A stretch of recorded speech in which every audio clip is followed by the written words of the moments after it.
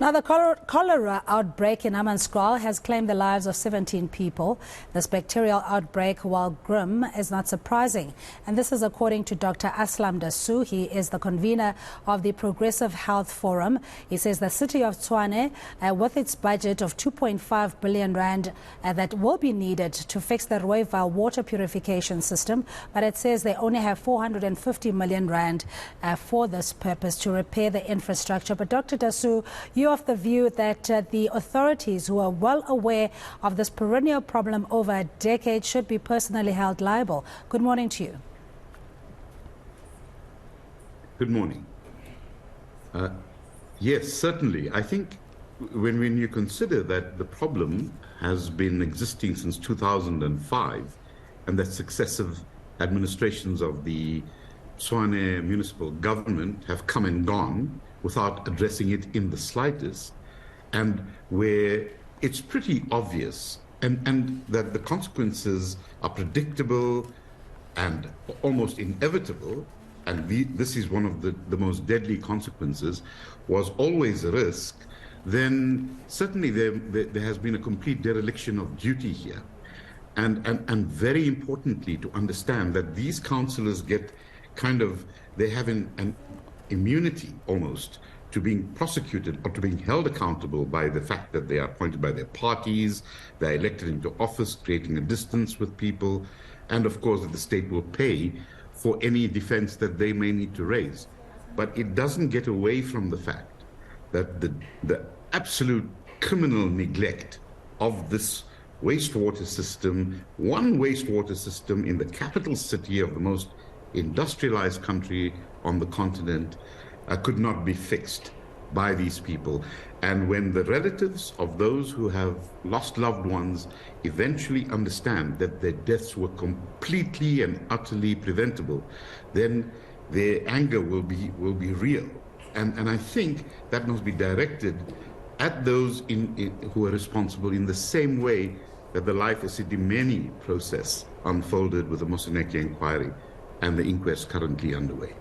All right, Dr. Dasoo, if I'm understanding, you're saying that this situation is not a natural problem necessarily. It was deliberate on the part of the authorities who are supposed to make sure that the infrastructure is maintained and that there's clean water supply as per the basic human rights of access to water. Yes, very much so. You know, we hear of cholera outbreaks when there are great natural catastrophes, earthquakes, and floods, and so on, and one understands why, because all of the infrastructure is destroyed.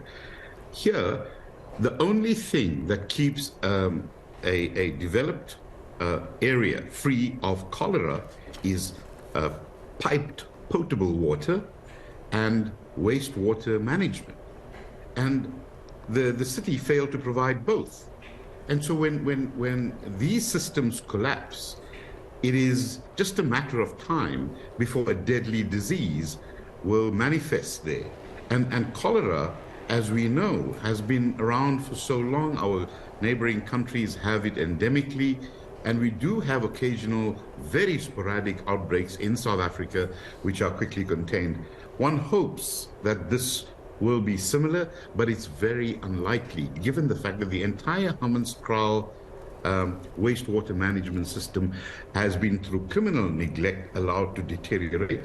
Now, there's no one party that's really responsible. It's been successive administrations, as I've said, since 2005. They should all be held accountable. How could they not see this? If they couldn't, they should not be allowed to be in local government. And lastly, Dr. Dasoo, for especially the affected families, bereaved families who've lost loved ones in this water crisis, what form will this class action take? And who would initiate it, as you know, where communities don't have access to legal advice or don't even or are not aware of their rights in this matter? Look, this is exactly the same with the families who suffered loss during the Life Esidimeni disaster.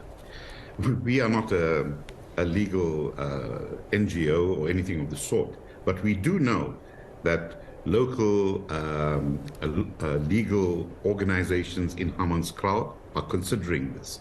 We know that the Legal Resources Center is considering this. It's very important to understand that if you're going to make a charge like this, while there are civil approaches to it, this must be first conducted on a criminal basis. Therefore, the NPA must prosecute after doing the necessary. Those who, out of a dereliction of duty or who willfully participated in the failure to provide water, get prosecuted. So it's a process that the families must decide on, and with the available resources. But we're a constitutional democracy, we're a country of laws, and there should be absolutely no obstacle to the victims getting a measure of justice here, because otherwise we are going to be facing a state and a government that's going to be a constant threat to the lives of the people. We're going to leave it there. Thank you indeed for your time. That is the convener of the Progressive Health Forum, Dr. Aslam Dasoo, saying that communities that are affected by the cholera outbreak have got legal recourse if they were to reach out to legal firms and access that resource.